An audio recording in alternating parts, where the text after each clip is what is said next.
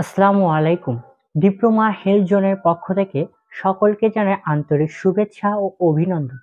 আশা করি সকলে অনেক ভালো আছেন।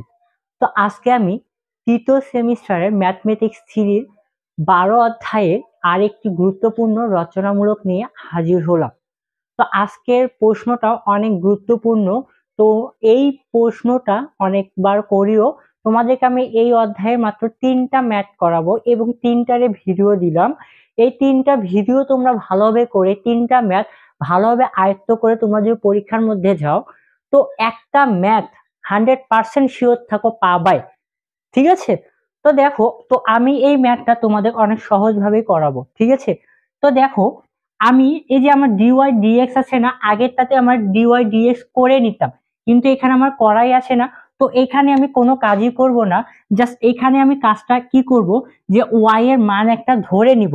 তাহলে আমরা এদিকে লিখি যে ধরি, তাহলে এদিকে আমরা লিখি যে ধরি y equal v x. Y equal কি ভিএক্স। তাহলে ওয়াই এর এখন আমরা কি ডিডিএক্স করব। তাহলে ডিওয়াই ডিএক্স আগেরটা যেরকম করছিলাম ওরকম, যখন আমি ভিটাকে স্থগিত রাখলাম, ঠিক আছে, মানে ভিটা স্থির রাখলাম আর এক্স এর যদি ডিএক্স করি, তখন আমার কি হচ্ছে, ওয়ান হচ্ছে। ওয়ান তো লেখার প্রয়োজন নাই। তাহলে প্লাস, আচ্ছা তোমাদের একটু ডিটেলসে করাই, না হলে ফির তোমরা ভুলে যাবা। ঠিক আছে, না হলে ফির মাথায় ঢুকবে না। তো দেখো, আমি এখানে কি করব, ওয়াই কে ডিডিএস করব। ঠিক আছে, তো এখানে আমার ডিডিএস করলে ডিওয়াই ডিএক্স, আর এখানে আমি যদি ভিটাকে স্থির রাখি আর এক্স এর কি করব, ডিডিএক্স করব। এক্স এর কি করব, ডিডিএক্স প্লাস, এখন আমি এক্সটাকে স্থির রাখলাম আর ভি এর ডিডিএক্স করব। ঠিক আছে, ভি এর ডিডিএক্স করলাম। তাহলে এখন আমার এটা যা আছে তাই পাচ্ছি। আর এখানে আমার কি হচ্ছে, এক্স এর ডিডিএস করলে ওয়ান, আর ভি এর সাথে ভি থাকতেছে প্লাস, আর এক্সটাকে থাকলো আর ভিটা জাস্ট উপরে গেল, তাই না? এটা হচ্ছে না? তো দেখো তো ডিওয়াই ডিএক্স এর মান এইটা না, আর ওয়াই এর মান ভিএক্স না। তাহলে আমি জাস্ট মানটা বসায় দিলে কিন্তু আমার ক্যালকুলেশন করলে কিন্তু হয়ে যাচ্ছে। তাহলে আমি ওই কাজটুকুই করি, যে ডিওয়াই ডিএক্স এর মান পাচ্ছি কি, v plus x d v D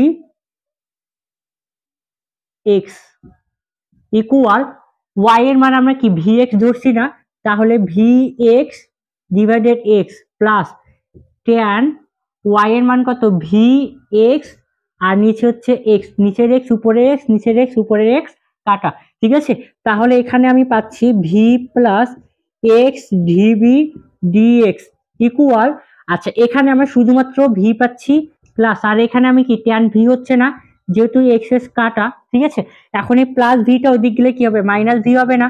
তাহলে x d v d x equal v plus tan v, আর এই প্লাস ভিটা এদিক গেলে মাইনাস ভি। ঠিক আছে, প্লাস ভি মাইনাস ভি কাটা।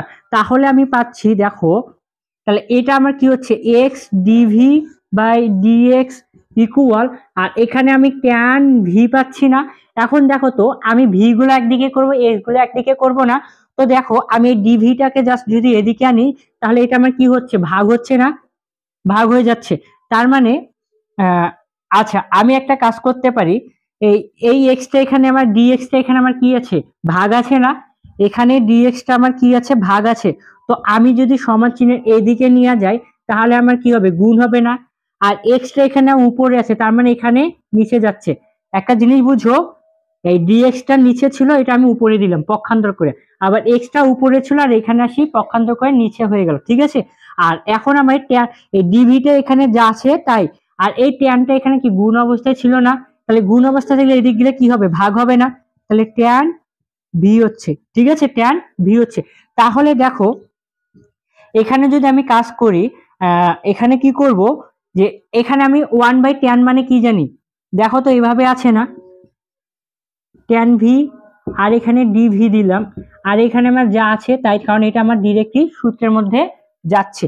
তো দেখো, ওয়ান বাই ট্যান আমরা কি লিখতে পারি, কট লিখতে পারি না। তাহলে আমরা লিখতে পারি যে কট ভি ডিভি ইকুয়াল হচ্ছে ডিএক্স এক্স। ঠিক আছে, এটা আমরা লিখলাম।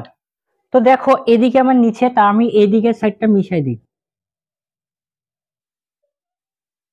তো এখন আমি এই যে এই কাজটা আছে না, এইটাকে আমরা কি করব, ইন্টিগ্রেশন করব। ঠিক আছে, এখানে আমরা কি করবো, ইন্টিগ্রেশন, ডিএক্স টাকে এদিকে আনবো, এটা এদিকে একেবারে নিয়ে দিলাম। হ্যাঁ, একে ইন্টিগ্রেশন করে পাই, ইন্টিগ্রেশন করে, একে কি করে, ইন্টিগ্রেশন করে। তাহলে দেখো আমি ইন্টিগ্রেশন ডিএক্স বাই এক্স মানে সাইডটা একেবারে চেঞ্জ করলাম, তাহলে আমার একটু সুবিধা হচ্ছে। ঠিক আছে, তাহলে ইন্টিগ্রেশন cot ভি ডিভি। ঠিক আছে, তো দেখো আমার এখানে ইন্টিগ্রেশন করলে আমি এখানে পাচ্ছি 1/dx/x এর ইন্টিগ্রেশনের সূত্র হচ্ছে log x। ঠিক আছে, তো দেখো আবার cot vx এর ইন্টিগ্রেশনের সূত্র পাই log sin x। ঠিক আছে, x বলতে আমার এখানে কি ভি না, তাহলে আমরা ভি লিখতে পারি। দেখো সূত্রগুলো দেখো, ইন্টিগ্রেশন dx বাই x থাকলে log x লিখতে পারি, আবার ইন্টিগ্রেশন cot x থাকলে x থাকলে আমরা কি লিখতে পারি, log sin এক্স লিখতে পারি। ঠিক আছে, জাস্ট সূত্রগুলো বসে দিয়েছে, আর কোনো কিন্তু কাজ করিনি। তাহলে এইটা সূত্র আমার কি লগ সাইন এক্স না, তাহলে এখানে লগ সাইন এক্স লিখছে, এক্স এর পরিবর্তে কি ভি। ঠিক আছে, তাহলে দেখো আমার এখানে আমার কি যেহেতু আমার লিমিটের মান দেওয়া নেই, কারণ কি মানে একটা তারতম্য হতে পারে না, এই জন্য কি একটা প্লাস লগ সি দিলাম, লগ সি দিলাম, মানে ধ্রুবকটাকে আমরা সি ধরে নেওয়ার জন্য লগ সি দিলাম, যেহেতু লগের কাজ করতেছি।